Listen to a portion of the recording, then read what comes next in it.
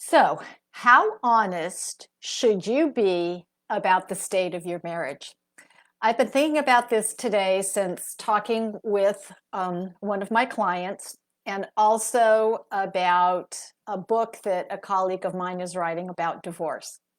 I'm Lesli Dories, your marriage coach, creator of the Hero Husband Project, and owner of Foundations Coaching. And I am a big believer in honesty. And I'm a big believer in radical honesty in your marriage. And what I mean by radical honesty means you tell the truth all the time.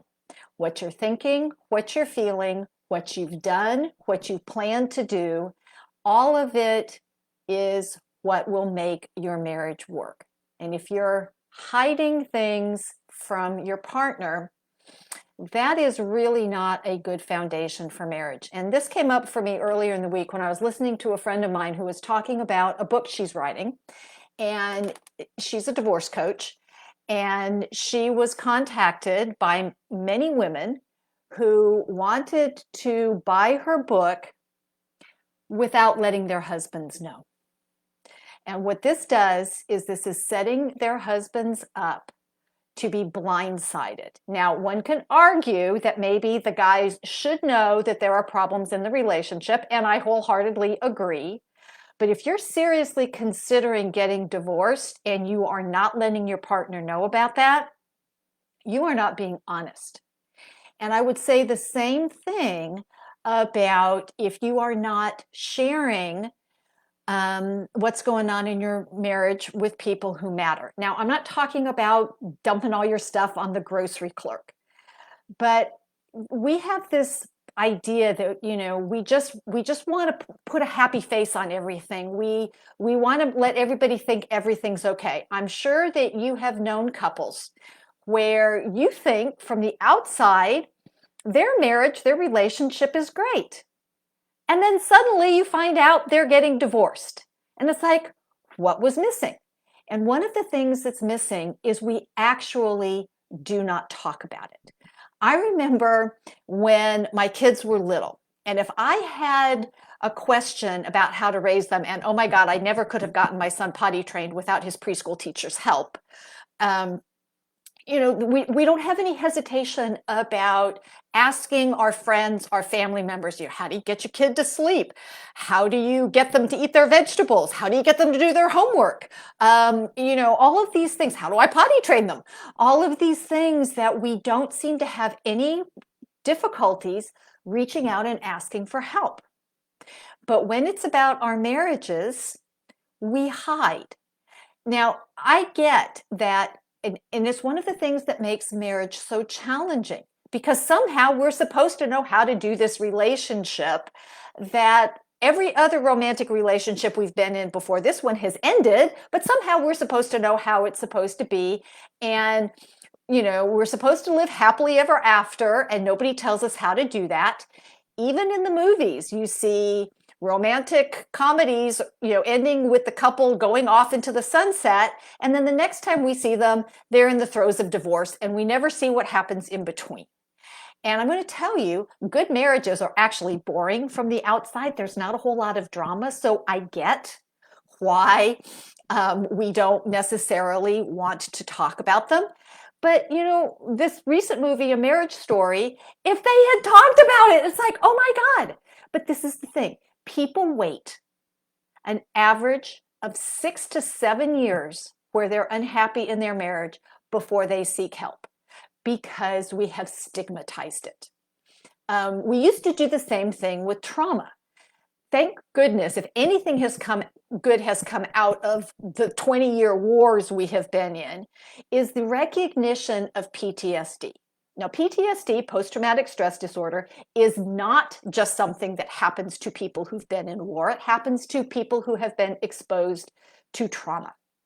And soldiers used to be shot on the battlefield for cowardice when they actually were suffering from trauma. And we finally realized that it's real and it is you can address it, you can treat it, but we can't treat it if we don't know it's happening. And the same thing is true about your marriage. You can't fix it if you're not talking about it. And I'm talking about talking with your partner. I'm talking about getting supportive help. You don't want to just go out with your guy friends or your girlfriends and just bitch and moan about how awful your partner is. That is not helpful. What's helpful is to figure out what's happening that is got it in the ditch, and then you doing the actions that it takes to pull it out of the ditch. And everybody runs around thinking, oh, these people are oh so happy, because you're only seeing the public side. We don't talk about what's going on behind closed doors. We don't talk about the arguments. We don't talk about the yelling. We don't talk about the lack of sex and intimacy and connection. These are the things that kill marriages. And people are running around on the surface trying to make everything look good, and then it falls apart. To be honest, every marriage runs into challenges. I don't care how much a couple loves each other. I don't care what they look like on the outside. There are things that people need to learn. And the only way we can learn it is to be honest when something goes wrong. And it doesn't mean anybody is bad or anybody is to blame or any of that non-helpful stuff. What matters is, what do you do about it? And if you're in a relationship that is not working for you for whatever reason, I'm going to tell you, first off, you're not alone. And second off, more than likely, there is something that you can do about it. But the earlier that it gets acknowledged, both to your partner and, well, first off to yourself, then to your partner, and then go find out, because you do not need your partner actively involved in any kind of help you're getting. You can do a lot to improve your relationship without your partner participating in the process. Now, I know that sounds weird, and I know you're going, how do you do that? Well, that's what I do. And I am not a fan of keeping this very important information from your partner. If you are considering getting a divorce, your partner has a right to know. And springing it on them, I find not to be helpful. And in addition, if your partner may actually not realize, and people go, how do they not know? Well, there's a lot of reasons why people don't know. We're not always the best at communicating exactly what we want. And we're also not good about holding the line until things change. And we don't have to be mean or nasty about it. That is not essential.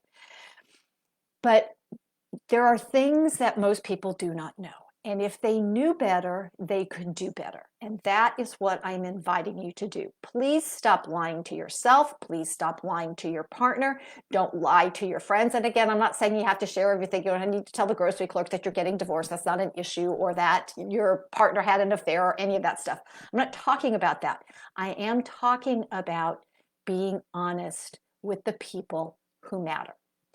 So if you want some help with that, I invite you to get in touch with me. Send me an email, direct message, go to my website, whatever, but please don't wait another day. Most marriages can be saved, and not just saved, but made better.